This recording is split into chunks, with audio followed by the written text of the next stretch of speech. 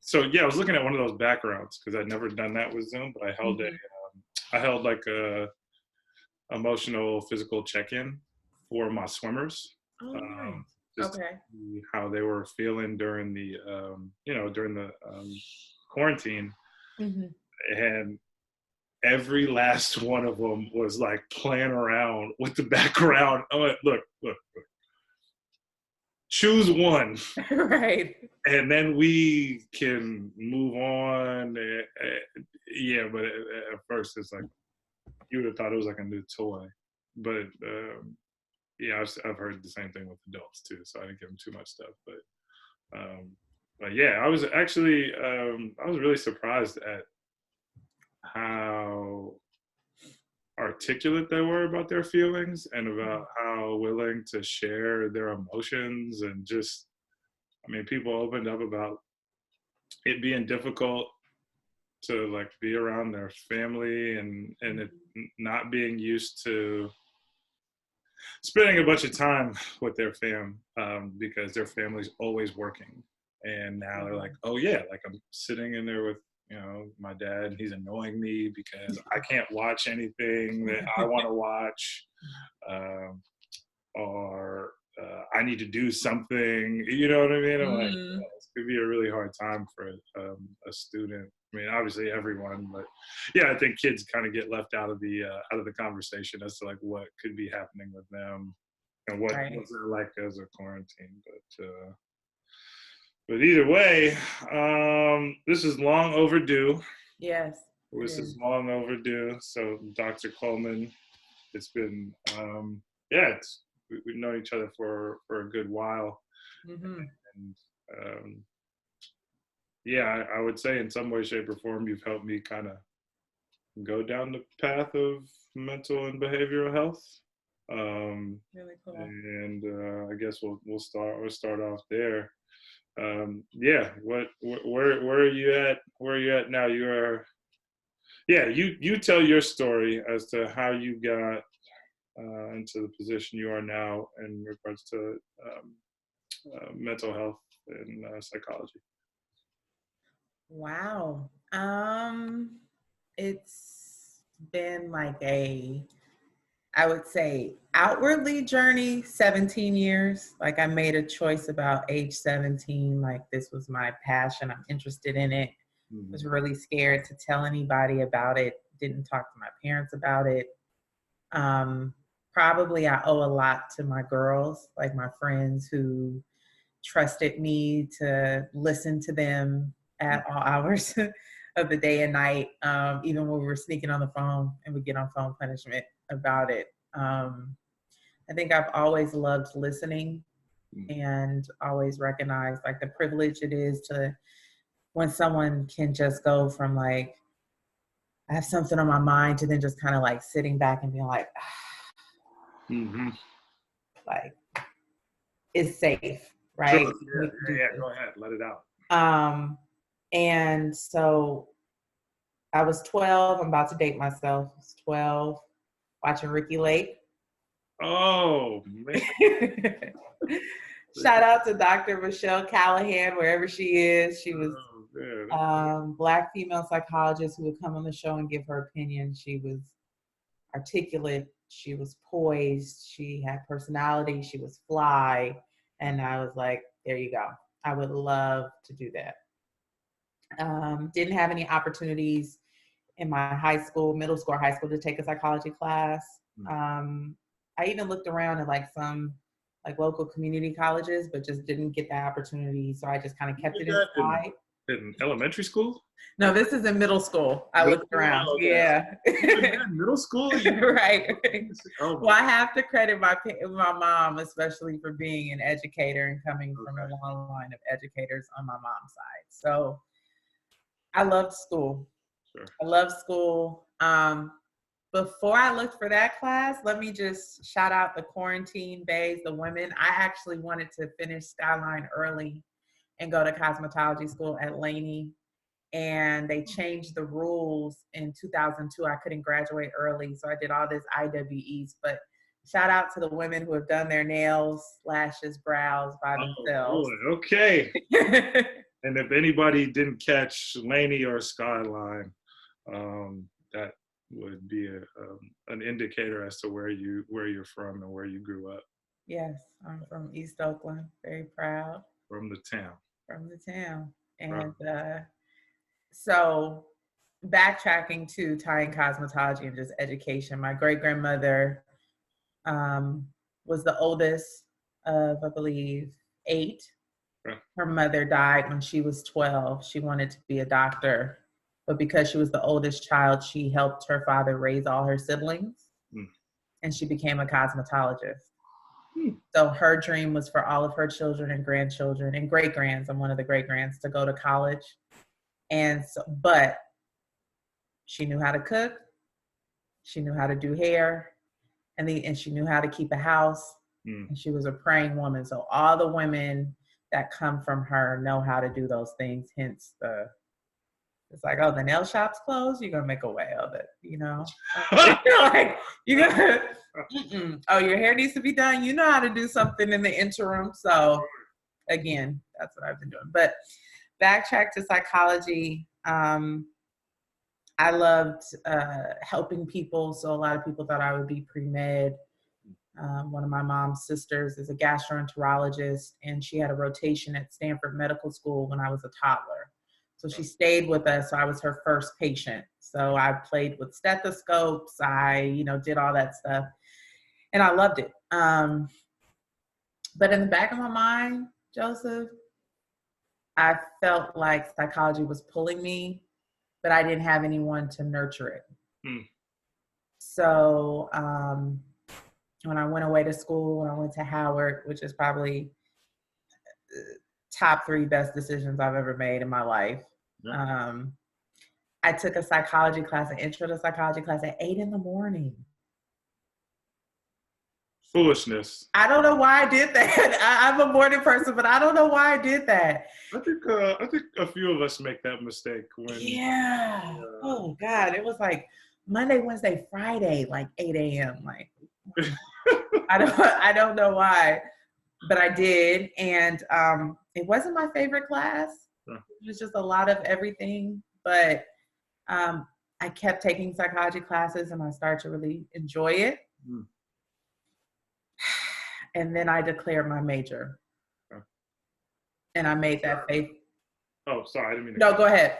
I was gonna say, was there any? There was no back and forth? It was like once you got to Howard, and you were exposed to the classes, I'm assuming that you had a good experience with some teachers, and then was it just, oh, here it goes, Dr. Coleman is on the way, you know what I mean? Or was it like, oh, I'm not sure, maybe there's something else? Because I think that happens in college, right? I think that like people go in like, you know what, I'm gonna work in a marketing agency, and I'm gonna be like what was it, Holly Berry and Boomerang, you know what I mean? Yeah, right. That's what you think, and then you're exposed to it, and you're like, wait, maybe not. Yeah. So, well, was that the situation for you, or was it pretty? It was like, okay, I'm either going pre-med or I'm going psychology, and if I go psychology and I want to be able to have options and make money, I have to become a doctor. So then it was like, okay, I was 17 going into 18. It's like I have 10 years. Yeah. Of school, whatever route I take, I have 10 years. Can you do that? And I remember having a conversation with my mom about this, where she would be like, oh my God, Chica, don't tell him. And I said, well, Mom, I think I'm going to be a psychology major. And she said, well, what about psychiatry? And I was like, well, that is a compromise between the two. Sure. And I was like, well, Mom, I don't know. I think I want to, just be a psychologist. And she says, well, you love shoes. You love Nordstrom's. How are you going to afford your habit? Love, truth telling mother. Yeah, we know you very well. You sure? I was like, touche, Mom. And, at different times and stages, I'm like, maybe I should have gone that other way. You're right. No. But she supported me, and my dad did as well. and I've always been a shooter, so I went for it. Yeah. Yeah. And yeah, so you finished up. I know you finished up at Howard, Yeah, and then came came back to the West Coast to continue your education. Uh, yeah, yeah. but took a different route instead of staying in Northern California, where you're originally from, Hmm. but to go down to Southern California and be exposed to a different, in a totally different environment in a couple ways. Yes, Howard being a historically black college, right. and then being in DC, right, being in that area alone. Different culture. You got Capitol Hill and just Yeah, politics, and yeah. To come back to the West Coast and then go to Southern California. right. Um, and you hadn't lived in Southern California before then, right? There had been no long term. No, my maternal grandparents have always been here. Okay. And so I spent summers, like, I would visit, but never lived.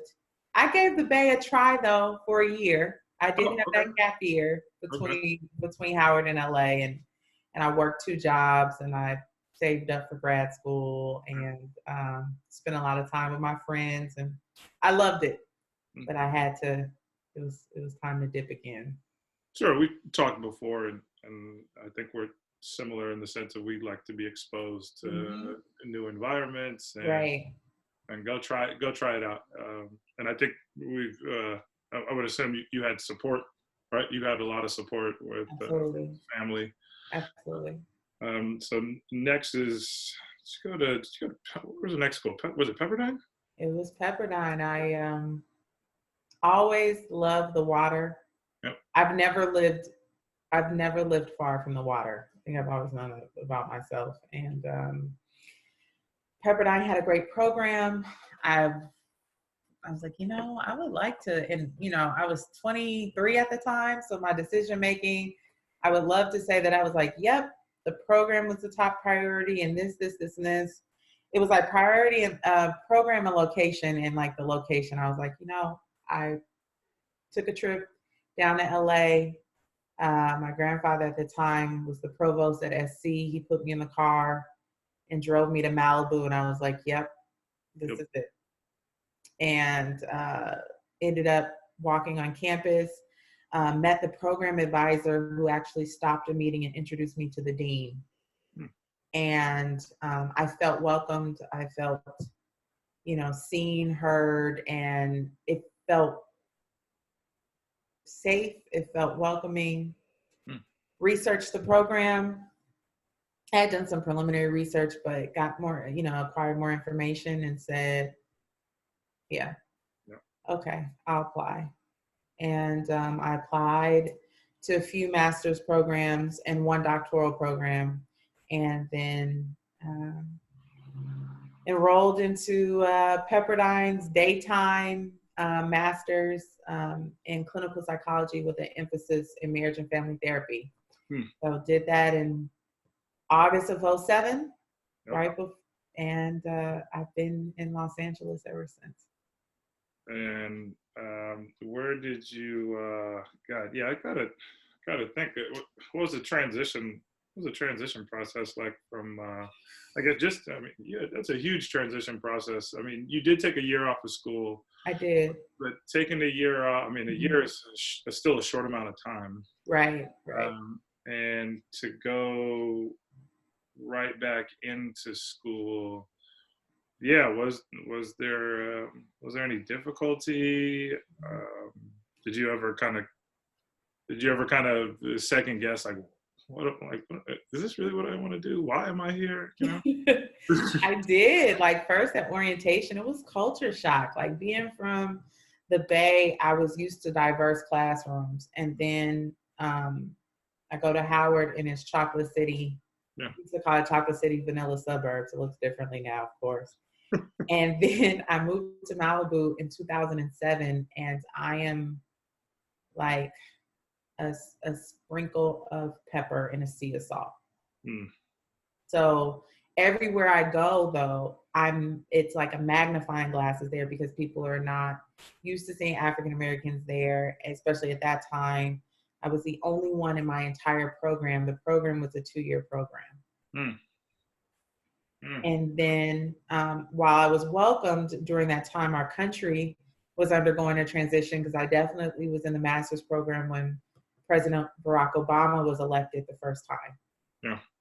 Yeah. So I lived with 3 wonderful women, and the 4 of us, we go to dinner. So my roommates were patient, but they were also like culturally aware.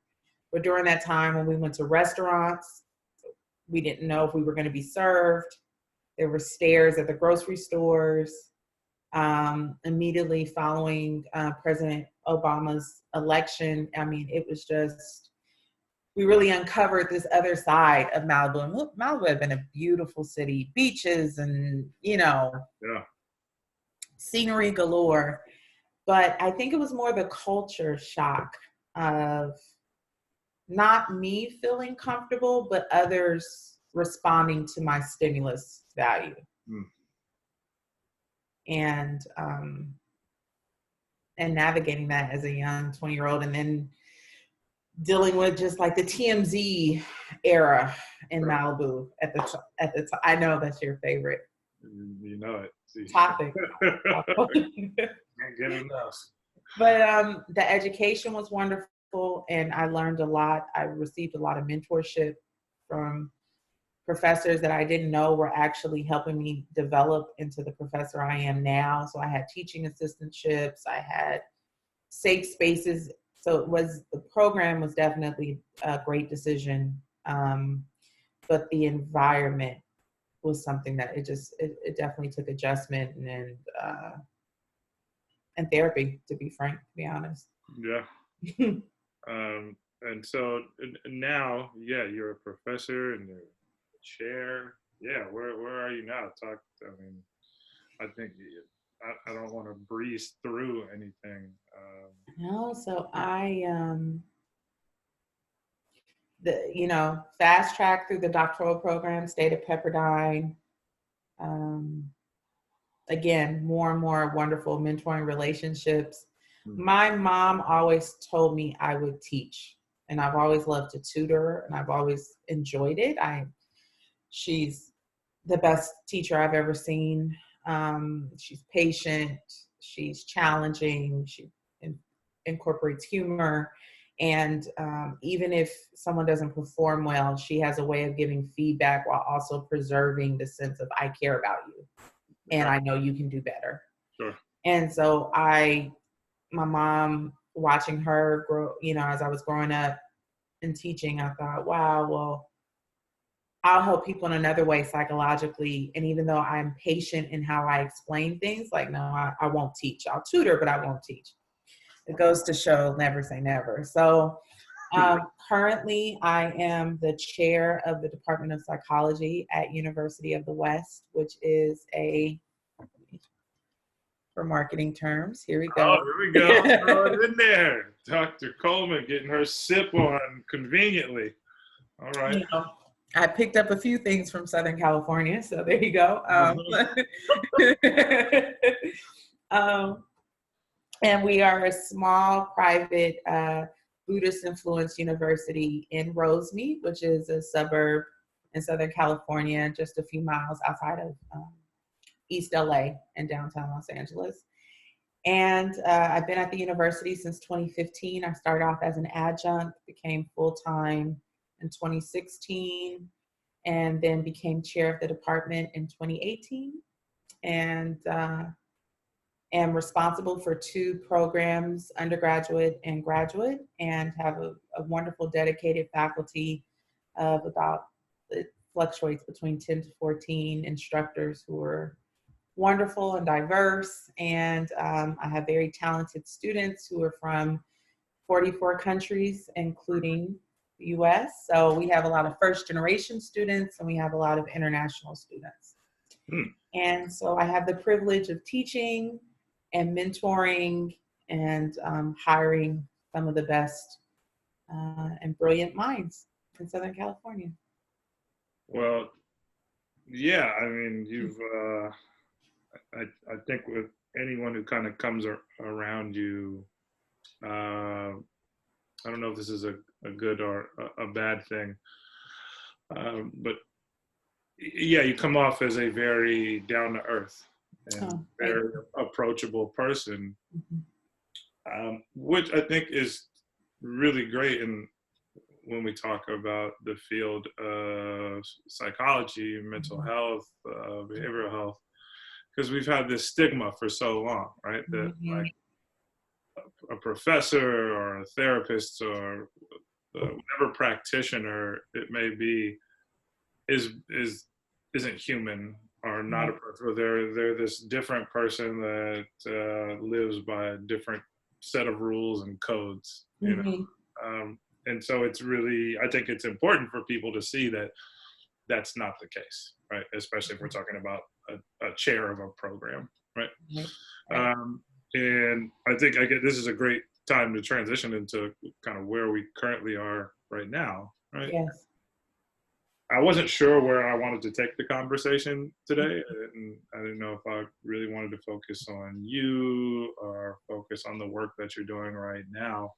Mhm. But I think yesterday I realized that I got a video sent about, I don't know, it was like an update. It was an update on coronavirus, specifically in San Francisco. Mhm. Well, I thought it was going to be an update, but what it was a video that someone had taken. I'm assuming it was really early in the morning, Mhm. of different neighborhoods of San Francisco, and I mean, it's really well done in terms of the way it's shot. Like visually, I'm Mhm. like, oh, this is a great video. But it's almost like an end of days video because it's going down these Mhm. streets where there's no one, and then it'll do some quick shots, quick cuts to boarded up buildings, and then it'll Mhm. go down the street. And I'm like, there's only so much of this that I can take, right? Mhm. And Mhm. I know it's really easy for us to linger in the negative and Mhm. linger in kind of like the darker side right now. And Mhm. and that's not to say that there aren't some really difficult. Yeah, there aren't some really. This isn't a difficult time, Mhm. and there aren't people that are struggling. There are definitely people who are dying. There are people who are at risk, Mhm. um, and we should be able to sit with that. Mhm. We should be able to sit with that and have the space and the freedom to acknowledge it. Mhm. On the other hand, there's got to be a sense of hope somewhere, Mhm. and I think we agree. Um, I like to come I like to come at this situation from a strengths-based approach, Yes. right? What Right. what are people doing really well right now that is Right. allowing them to survive? Mhm. Um, Mhm. how do you sit in a quarantine place, right? Or Mhm. how do you? I hate to say this because I can't stand it, but maybe other people are like, how do you be your best self while you're quarantined and there's parameters placed on your life, right? And Mhm. life could seem really daunting right now. Yes. We are preparing for an economy to crash, right? We are preparing for a totally different world.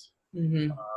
And so, yeah, what from your point of view, not only as a person with a background in psychology, but your own personal views. Yeah, where do we go from here in order to like recognize what we're doing really well?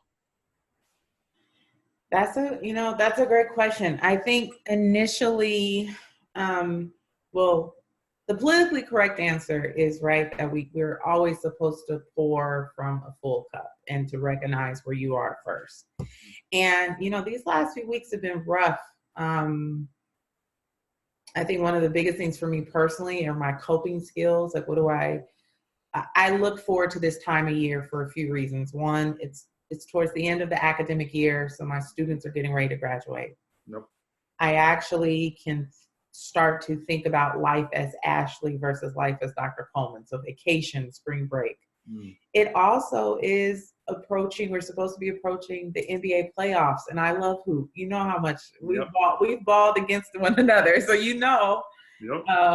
how much I love hoop. And so as as things were shutting down and it was just like, oh, loss after loss after loss, I was able to mourn the normalcy. But then I think in psychology, just in life, it's important to acknowledge where you are and then look at a reframe. Right? And so it's a delicate balance. I think what's unique about the coronavirus and what's happening and social distancing and safer at home or stay in place or whatever new verbiage they have for it is that people feel a loss of control of their daily life. And so we know for individuals who have intersecting multiple minority identities, we can tend to feel already as if we don't control much. You think that's a benefit right now? I think I think there is strength in that because there is a sense of, I just can only deal with right here and right now. And I'm kind of in this survival mode and I know how to do that. I know how to get by. I know how to get by without conveniences or the things I'm used to. I can cope without. But we're collectivistic largely. And so the idea of not being able to hug moms when we want to, chill with dad. Like today I had an outing with my father at the grocery store, but we hadn't seen each other. And mostly because I'm trying to make sure I'm not putting them at risk, that we're not used to getting by ourselves. That's just not how, usually people of color, how we operate. And then I think what's really anxiety provoking, Joseph, is we're like, well, how long is this going to last? We don't have a sense of grounding of, we know this is temporary, but how long? What's temporary look like? And again, the sense of control. I do think that there is hope.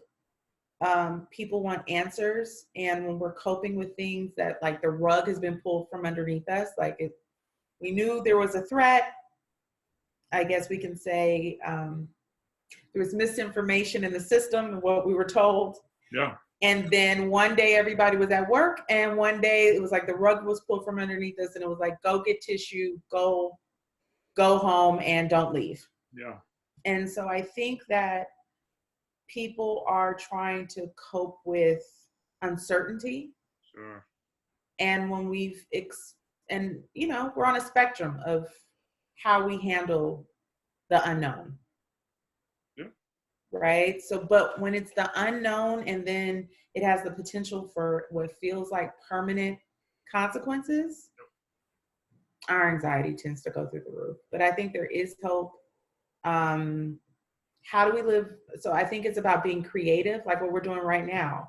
Social connection is important. So how can we adapt that? So for instance, I've had more video chats than I've ever had. I'm not team iPhone. I'm not team iPhone, so I'm not a FaceTimer, but I've had virtual brunches. My day ones and I recently got on. There were 5 of us. We were able to just make it happen and opened up the photo album and laughed. And that was a way of us being able to virtually hug each other, distract each other, and reinforce like this connection that we have, this bond that we have can withstand this temporary break. I had that's funny. Today, a couple hours ago, a friend of mine who, I haven't been able to be in contact with as much just because I'm in school right now and with a loaded schedule. It's, like those relationships, some relationships, if not all of my relationships, have taken a little bit of a pause, right, in terms of like normal communication. But he sent some pictures of us at camp when we worked at a camp, where I met your cousin, Terrence. But he sent some pictures back when we were like 15 years old. Oh, wow. And so one, it's kind of like that. I was in the middle of a workout and I paused. I mean, like I stopped. I was like, well, the workout can. It was normally I'd be like, oh, I'm not looking at my phone while I'm working out. Right. But it was this totally weird like necessity to, Mhm. oh man, like let me reminisce. This reflection is making me feel so much better than this workout. I can Right. go back to the workout, like that's not a problem. Right. But this is yeah, it was instantaneous, right? It was this Mhm. moment of reflection. And it was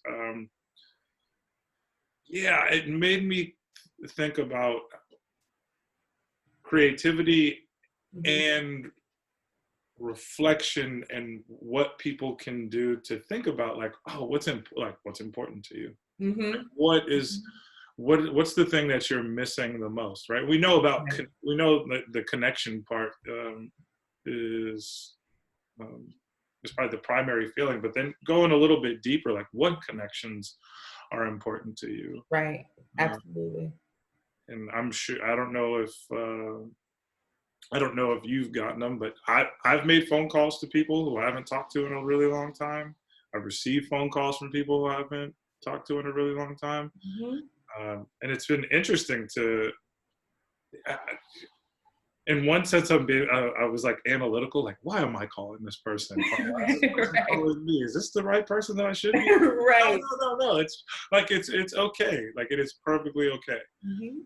Um, so yeah, I think that that could be yeah, real, like sitting with yourself, which is hard, right? Sit Yeah. in that kind of like almost meditative state Right. and get inside, yeah, be very introspective and figure out like, oh god, okay, what how do I deal with this?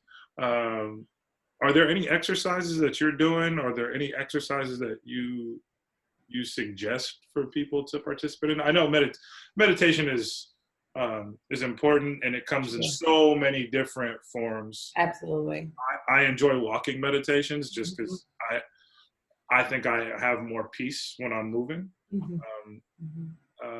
I can sit, but I prefer to move. So Mhm. you know, I know that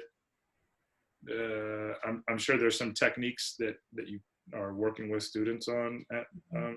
in class. So So yeah. a few things. Walking meditations are great. They have loving kindness meditations. I've always loved to journal.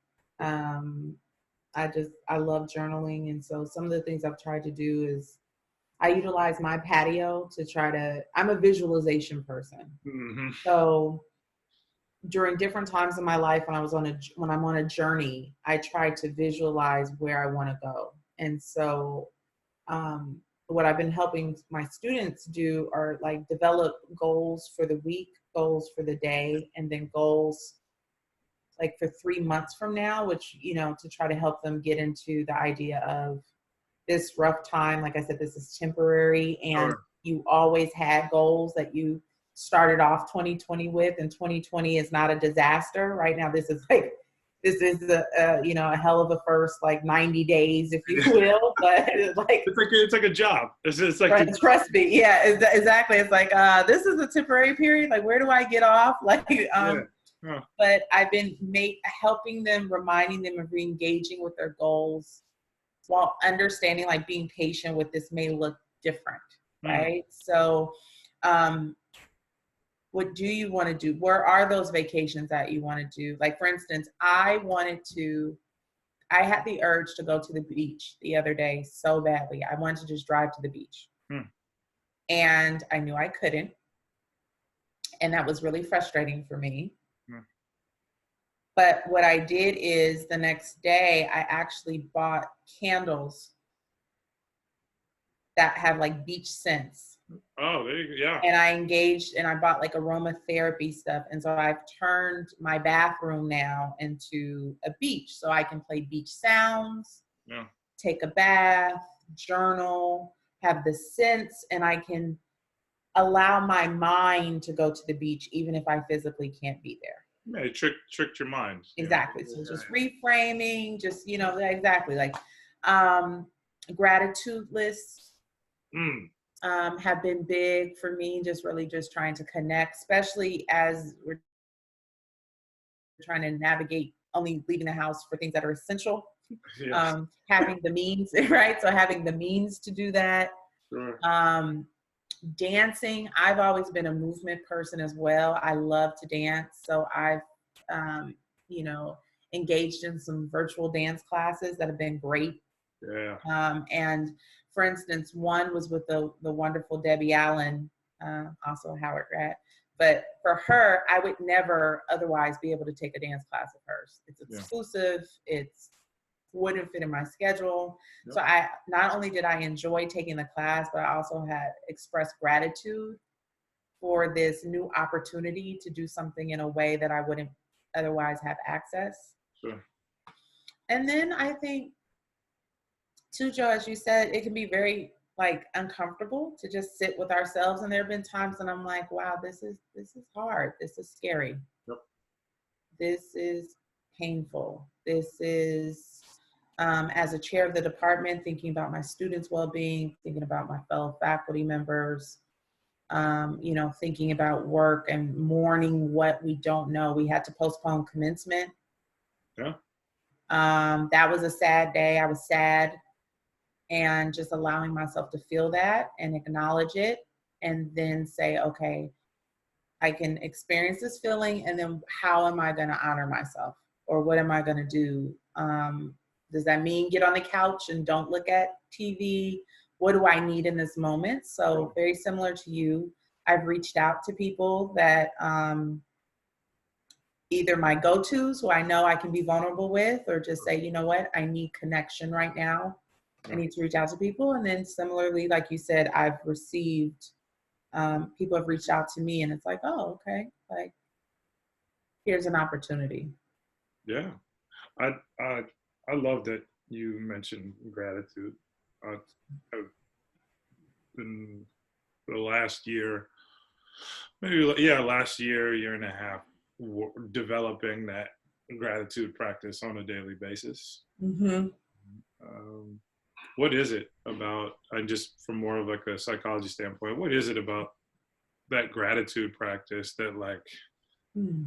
I don't know, it gives you that feel like I feel so much better. I Mm-hmm. mean, when I'm giving practice, I mean, yeah, there's been times where I've almost been like emotional and like on the verge of crying, which I don't do. I'm still working on allowing myself to cry, right? Like that's something I'm still not very good at. Mm-hmm. But there is something about being grateful for, anything, Mm-hmm. right? It doesn't have to be this grand, grand idea of like, oh, I'm so happy that, like I have a house to live in, which is great. Obviously, what you need, Mm-hmm.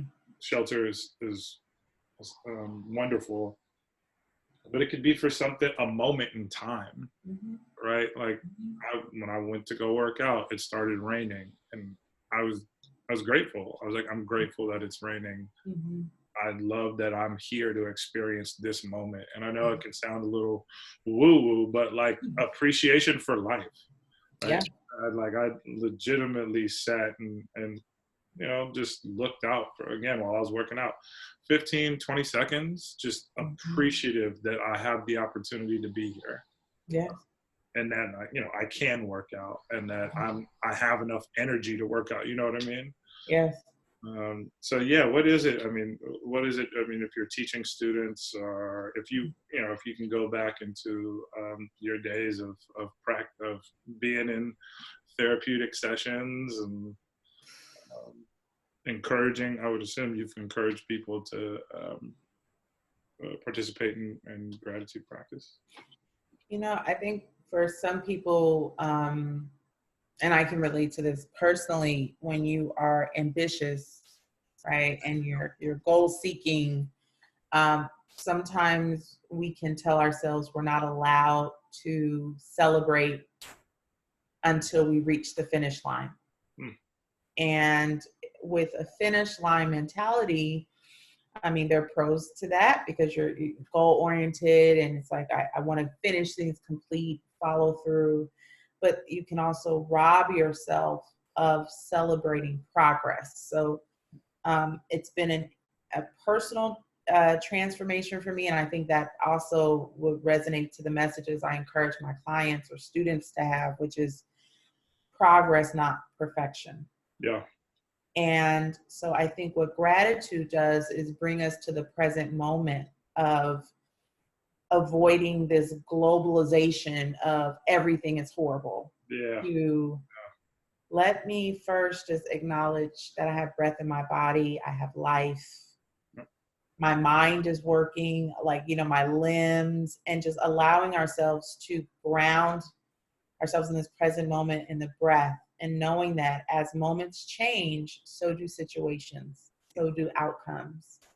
I think before the Rona hit, I had an experience of injuring. I think I shared with you, I injured my ankle and was on crutches and a cane for a period of time. Not a cane.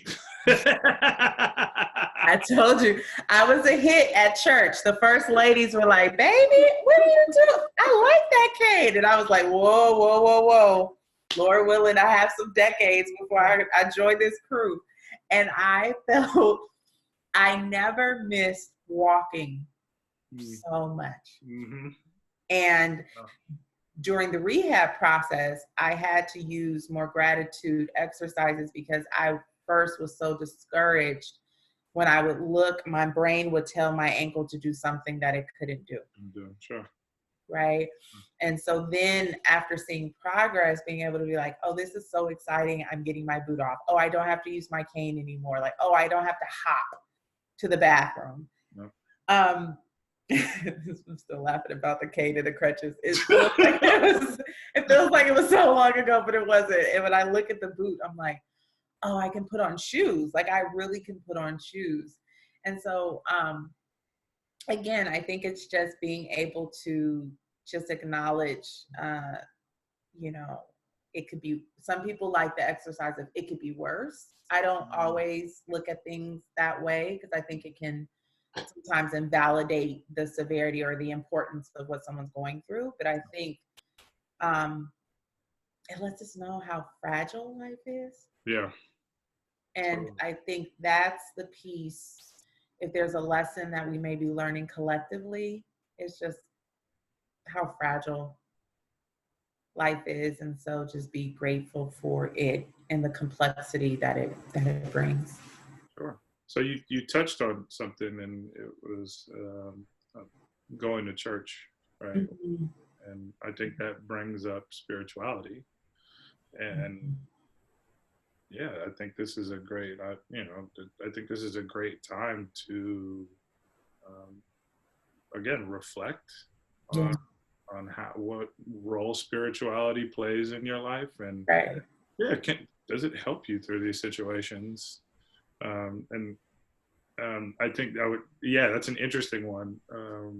It's an interesting one because we've had previous conversations about going to church and how much you value that in that community, right? But there's another aspect to it where you're like, oh, well, now I've got to figure out, like, what is my relationship with my spirituality right now? And I think that's a deep conversation, right? And whatever spiritual practice, religion that you affiliate yourself with, that you believe in, this could be a great time to, like, kind of sit with that and say, oh, okay, like, how am I going to further develop my faith, or whatever it may be. And it's interesting that you're mentioning that, I think, because, so many of us are disconnected from actually going to churches or temples or mosques, or mass right now because of the, stay at home. And so a lot of the conversations I've been having and just with myself is, how much is my personal relationship with God? How strong is it if I don't have the ritual of going to church every Sunday? Yeah. So what is my relationship with God Monday through Saturday look like? And then how can I have my own experience on Sunday that doesn't have to be led? Yeah. So it has been a period of reflection on that. Sure. I'm going to have, in another episode, I'm going to talk to a good friend of mine who's a chaplain in this Mm, Adventist church. His name's Jamel Daniels, but we went to college together. But okay. he has some really cool insights. It's very similar to you in the sense that when you meet him, I don't think your initial thoughts are like, oh, he's a chaplain of the Seventh Day Adventist Church. You know what I mean? I think he's very, again, breaking stereotypes. Mm-hmm. He's a very relaxed, very approachable person. Mm-hmm. Loves to talk about anything, and it doesn't necessarily always need to relate, Right. somehow relate back to his job. I mean, he's also a religion teacher, Okay. high school religion teacher. But yeah, I like to think that our faith and whatever spiritual practice or whatever it may be is a great. I think that's a great coping mechanism right now. Mm-hmm. So yeah. On the other side of doing things really well, what are some? I mean, I've noticed this. Mm-hmm. I've I think I've heard things. I've heard reactions from people that aren't normal, Okay. and I'm like, is this a reciprocal of the like being quarantined and then I don't know lashing out? Like what could be happening to people right now? Because I think that we understand that things aren't great. Mm-hmm. What could be happening to certain people? What could be like making somebody snap, say some things that they might not necessarily say? I jumped around with you and I said there's probably going to be a lot of babies and a lot of breakups. You did. You did. There's no confirmation of that. That's not hard scientific data. But the way I'm seeing it, I was like, ooh, man, there's a lot of people that are going to be stuck in the house with somebody who they might not normally be stuck in the house with. Right. I think people cope with things in many different ways, and a lot of people seek space or seek distance, especially in a place of avoiding having to have these difficult conversations, And so if we think about it, the way people express, first of all, I think some people have a hard time identifying which emotions they're experiencing in the moment. Mm-hmm. So what are my needs right now? So we have a few techniques. So one is stop. This is from acceptance and commitment therapy. Stop stands for S means stop. Sure. P is take a deep breath.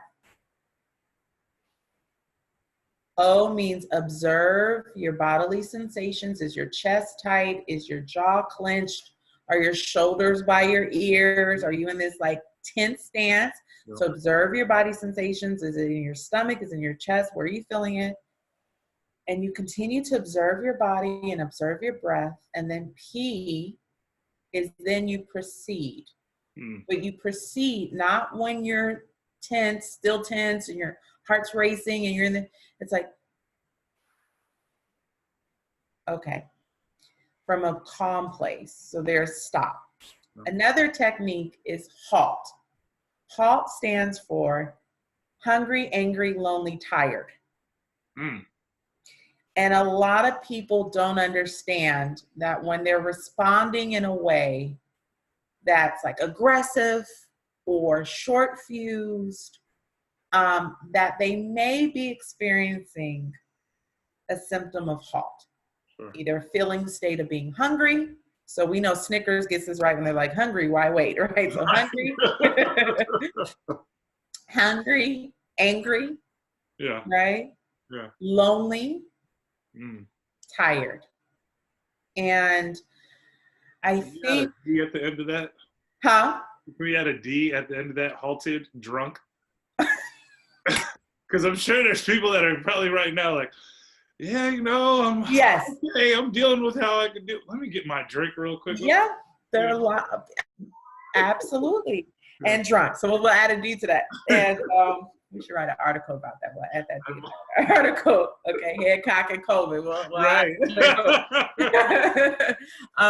and you know, when people don't know what's happening with them emotionally, there's one step, or knowing what's happening with you emotionally. And then there's always a risk when we share, we take that vulnerable chance of sharing with someone else how we're feeling. So, you know, the kid is in the background, just wanna blah, blah, blah. It's like, instead of being able to say, babe, I know you've been working all day. I just need 5 minutes of alone time. Yeah. Yep. And maybe their space isn't conducive for that, or maybe it's, I need to go lock myself in the bathroom for 5 minutes. Yeah. And expressing needs, and then also feeling like your partner is going to hear you. Yep. Right? I think that's one thing. I think too, when we live with someone, you you never know someone until you live with them, as the saying goes. And then sometimes when we're around people enough, we understand, like, oh, this works. No. This isn't working. No. And I don't want to deal with what's not working right now. So I'm going to go to the gym. I'm going to throw myself into work. I'm not going to come home right away, right? This isn't working. I'm not going to come home right away. No. I'm going to take a drive. I'm going to go to the bar. So I think people cope with conflict in many ways, but they're not able to seek any space. And then also right now, Joseph, I'm sure there's some couples having some conversations like, well, where are you going? Well, I want to go to the store. Well, we're going to the store. Well, you're not going to, we can go to the store together. Yeah, that's interesting. Yeah, that's interesting that you bring that up, because that is such a common. I'm just going to go. Wait, why? What do you need to go? Well, we should go to the store. We should go to the store together. Like, no, I'm actually I'm trying to get away from you. right. Then I'm just like, what? You don't want me to go? I can't get any fresh air? I can't go to the store with you? And so what's that? Yeah, I mean, and that's a whole different conversation, right? Like, that's not easy for someone to hear. That is not, none of us want to hear, I don't want to be around you right now. Right. None of us want to hear that. Right. I don't know a soul who, like, you know what I look forward to? I love it when my friends or my significant other or my family says, I don't want to be around you right now. So is there a way to say, absolutely, like, that's rejecting, right? That can really be triggering, but is there a way to reframe it and say, babe, we've been watching the movies. We've been having a really great time. Yep. I honestly, right now, I need to take a walk. I just need some alone time. Yeah. But honesty. It's honesty, but with being careful, right? Right. Be careful of the other person, and how they, they receive your words. It's got to be. Yeah, it's so fascinating. It's so fascinating how that in a time where currently we're disconnected, right? We've been talking about this for a long time, right? With technology shaping so many of our relationships. Right. The way we establish our relationships, the way we maintain them relationships, how we develop them, the whole spectrum. And if there isn't a time right now, I'm sure, plenty of people are talking about this, but if there isn't a time, it's recognizing how we rely on our relationships. We rely on people. We are all connected. And yeah, another hope and ambition is that folks recognize that, and we treat people a little bit better when we get out of this. Because I'm seeing people, regardless of what I see on the Instagram feed. My Instagram feed's pretty clean. I worked on making sure that it's positive, and it's I'm not going down the rabbit hole. of Mhm. like, oh, who is this? Who can I compare myself to? Or, Right. you know, I've seen people be really nice to each other. I mean, you've got, you know, like I'm prepping for a live stream DJ set next week, but you're seeing DJs that are spinning music, dance instructors who are putting on dance classes. I'm seeing a lot of great stuff. I'm Yeah. seeing people really nice to each other. Right. Um, I wish it didn't. I wish it didn't take this, but hey, it's working. It is working, Mhm. and I hope more people recognize that, and they're not so down and out and trying to figure out why this is happening. You know, Right. well, you know, I mean, I said hello to my mother earlier in the week just to make sure she had everything she needed. Mhm. And you know, she's a classic case of the older person who watches the news Mm. all the time. Mhm. And I actually noticed when I walked in that the news wasn't on, and I was like, Mm. "No news today?" She's like, "I'm done." Oh, okay. Oh, really? Okay. That must be why the next day I got a request from her on Instagram. I was like, "Oh, you've put the TV, you've put the news away, but you picked up Instagram, which I'm not sure. I'm not sure which one is better, but okay, whatever." But yeah, she said it. She was just like, "I'm tired. You know, if it's, Mhm. I'm tired of listening to people explain the coronavirus as a political strategy. Mhm. I'm tired of watching our, you know, our current administration, you know, not give us a lot of information." So I Mhm. think she was just overloaded, right? That's how I call it. Right. Yeah, it's just information overload or lack of information overload, because there really isn't anything new that on a 24-hour news cycle. They're Right. pretty much repeating the same things over and over and over Right. again. So yeah, it's fascinating to me how, yeah, moments like these are really helping, yeah, are helping us figure out Mhm. you know, what's important. I wish I could ask the air and the water, be like, how are you feeling right now? Are you like, you must be feeling pretty good because we're not polluting you right now. We're like Yeah. giving y'all a break, you know. Right. um, and then once, yeah, I don't know, I had this weird moment where I was taking a walk Mhm. and I thought about what, you know, folks are talking about. Oh my God, it's crazy. We're quarantined, and something that's happened in San Francisco, and I don't know about LA, or I don't know about other cities. Mhm. We've gone through a drastic change, um, and we'll continue to change. But I see less and less people outside in the street. I mean, this is pre Corona. Right. Saturday night, I'll take a walk. I love walking, so I'll just go for a walk. Maybe stop in for a drink somewhere. But honestly, I just want to walk. And there's really no one out. Mm. Um, you know, I've caught Ubers or Lyfts. Mhm. And I'm like, hey man, like, oh, what's going on? Or, you know, it's busy. Like, no. And they'll say like after 8 o'clock or after 7 o'clock, it's like, nah, nobody's really out. I mean, there Mm. are streets that are bare. Yeah. And this is a unique situation because the city is so damn expensive that people Mhm. are like, well, where do you want? Like, where am I gonna go? Like, Right. I have to pay rent. I got to eat, and Right. Right. um, it's far more cost effective to watch Netflix and be on Tinder or, you know, whatever it is, to find, you know, Facebook, Instagram, to find that connection. Mhm.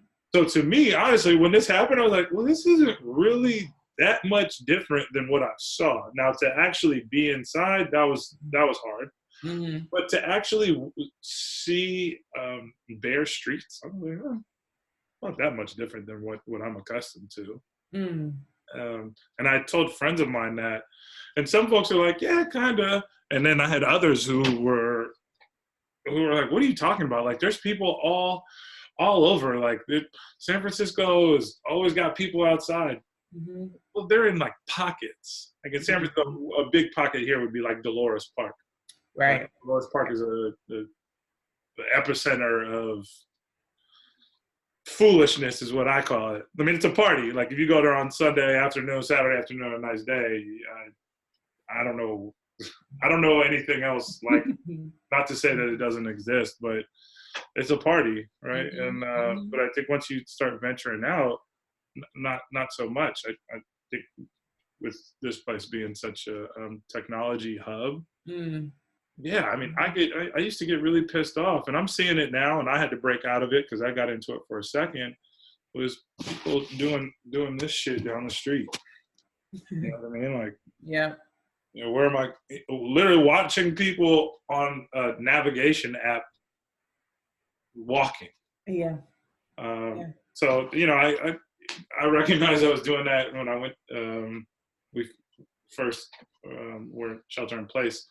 Yeah, I noticed I was thirsty for communication. I mean, anyone who knows me, like I love this. I love Mm-hmm. engaging in conversation. Mm-hmm. Listen, yeah, I crave it. Right.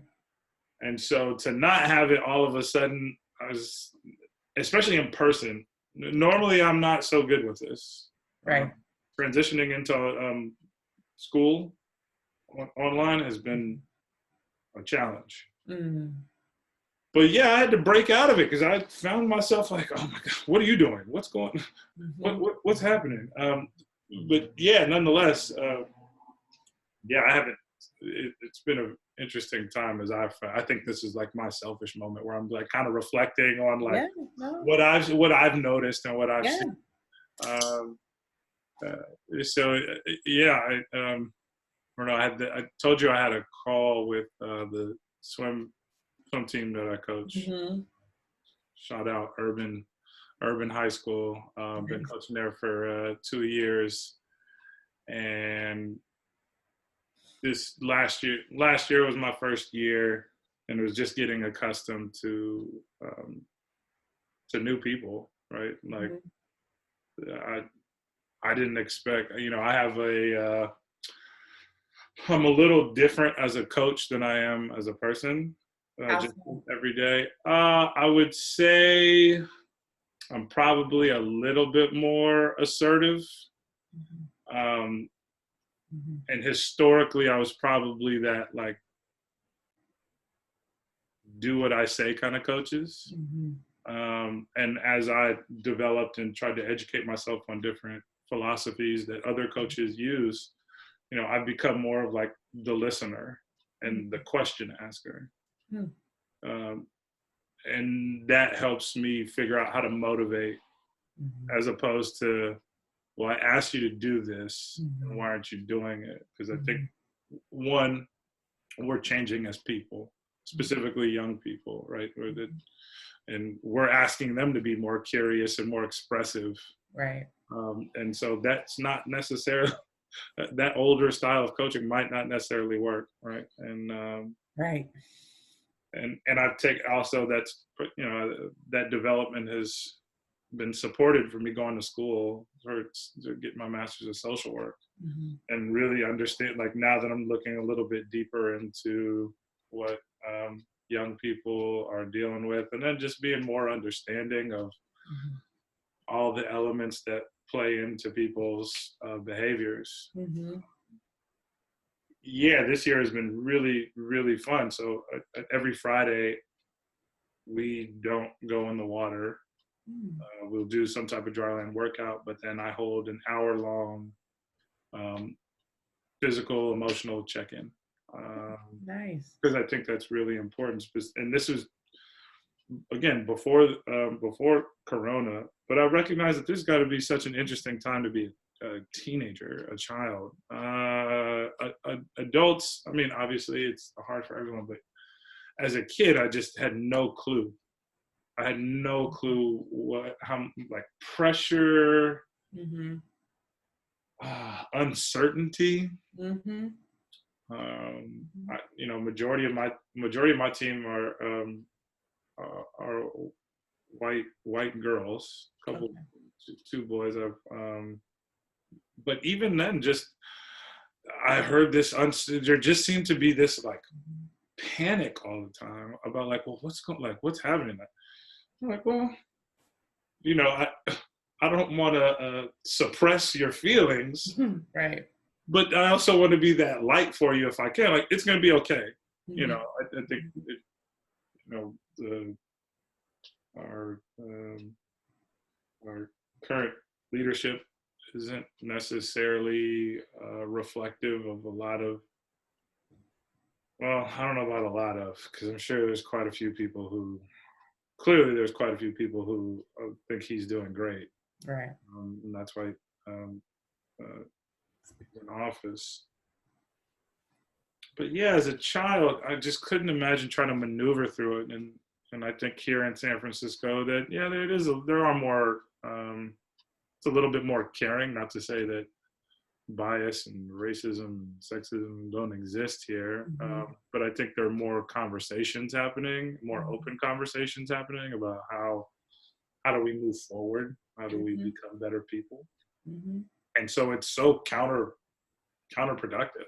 Mm-hmm. They're Right. being hit with this message from the leader of the United States, but they're being taught something different, right? And I don't remember experiencing that, right? Like not this far. I mean, I had conversations with family, but the leader of the leader of the United States was not coming out and supporting Mm-hmm. um, white supremacists, Mm-hmm. right? This wasn't happening, Mm-hmm. and so that's got to be really that's got to be tough. So where do you have the space, right? We talk about Mm-hmm. not even having that opportunity to talk about that, depending on who you were. I wasn't encouraged. Um, I wasn't encouraged early on to like really share or express my feelings. Mm-hmm. Mm-hmm.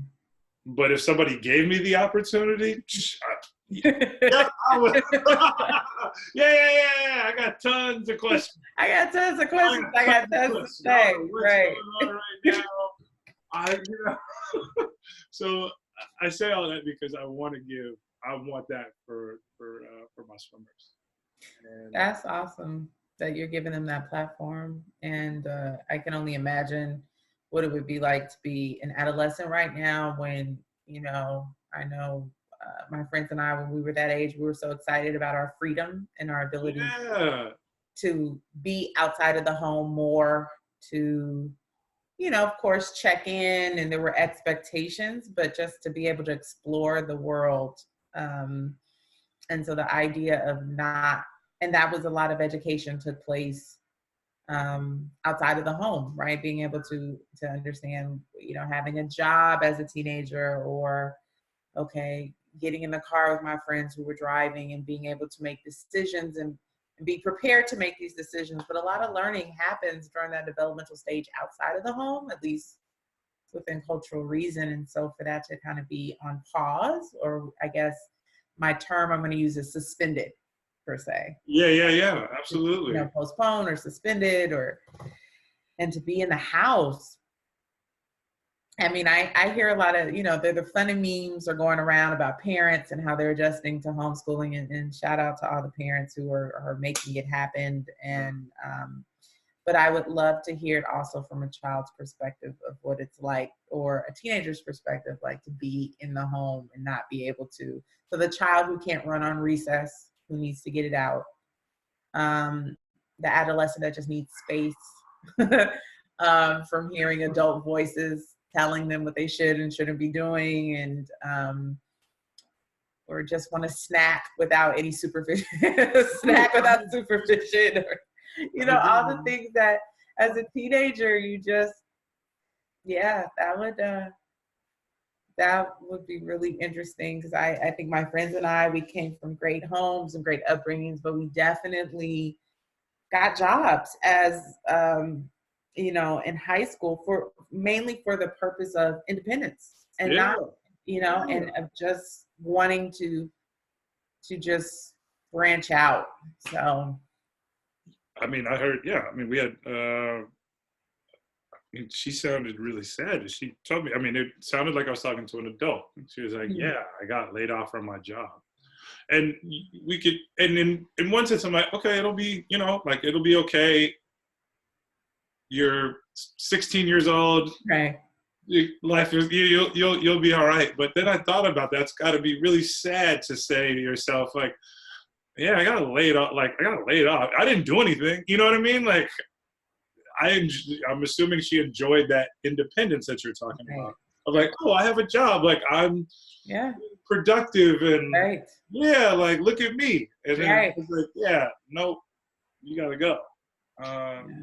And just I like that you brought up the developmental aspect of being a teenager and how it's really important that you establish connections with other people in order to, build you. Yeah. So yeah, I held it for him, and I was impressed. Like I said before, I was really impressed with how poised they were. I think, you used the word poised earlier when you were describing. Golly, I can't remember her name. The psychologist on. Oh, Dr. Callahan. Yeah, Dr. Callahan. But yeah, really poised and expressive, and yeah, impressed. And that's not a word I use a lot. But I'm really impressed with them as people, regardless if they swim on the team. The fact that they said, yeah, well, even though we're not practicing right now, the season is technically over. They said they find that this exercise is really important to them, and hopefully this is something that they do on their own. That is my hope. My hope is that, hey, you do this even when we're not around each other, right? Do a check-in with yourself. Where are you at emotionally? Where are you at physically? Kind of like you were talking about with Holt. Like, you know what I mean? Are you really are you angry right now, or why are you angry? Right. Exactly. Have you eaten today? Exactly. You know what I mean? Have you slept? Sleeping is a huge deal. Sleeping is a huge deal.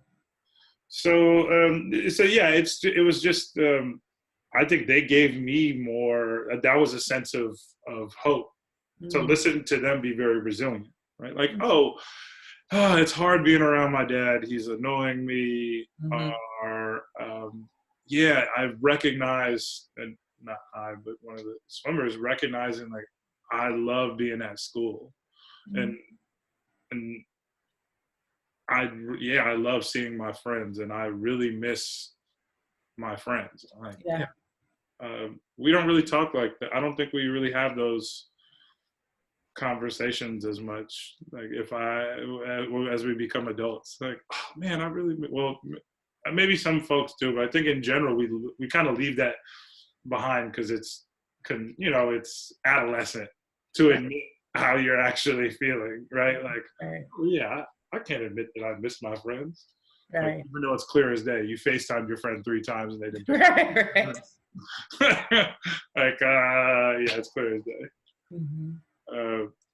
So I think we're gonna wrap it up here because we could go on for hours and hours, and I feel like I'm getting ready to take you in a totally different direction. Okay. It might turn comedy hour here, and that might be for a different podcast. Well, I'm always excited too. It's a privilege to be asked to come and chop it up with you in the Love Lab. So we can always do a part 2, but go ahead. I'm ready. Yeah, no. I mean, I think what's important, I told Austin this in our last conversation, as I talk about comedy hour, watch some funny stuff. Be funny. Laugh it off. Yeah. If we're not in a time that's so damn serious. Right. If we're not in a time that's so damn serious, and you would have thought there's an asteroid coming towards Earth right now. I'm like, well, there might be, but it's not close. Right. There could be. It's not close, but yeah, like just be light, have fun. I constantly remind myself to have fun, and I think that's something that you and I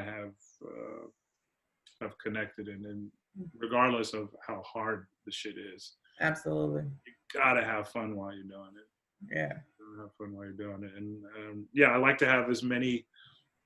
I like to have as many people with that wear different hats when we have these conversations, and especially people who, yeah, are able to articulate what they do and their journey to what they do and how they perceive the world. So, yeah, like we talked about before, like uh, too much gratitude for you for taking the time to come chop it up today, and continuing to work with people to make them be better people and understand people better. Yeah. Anyway, I'll keep rambling, but yeah, we'll get a number two going for sure. But I'm glad we got this got the time to do this today. Me too. Really, really appreciative. Thank you to the Love Lab, and um, also really dope to hear about the work that you're doing and how you're working with your swimmers to internalize, just the safe spaces. So the more safe spaces that young people have externally, the more they can just cultivate them later. So really, really cool, the work that you're doing as well. Well, I think you have a timer that must have went off. Yeah, right? It's switch over. So the timer lets me know how much of my day is Dr. Coleman and how much more of my day is Ashley, because that's one of the things, one of the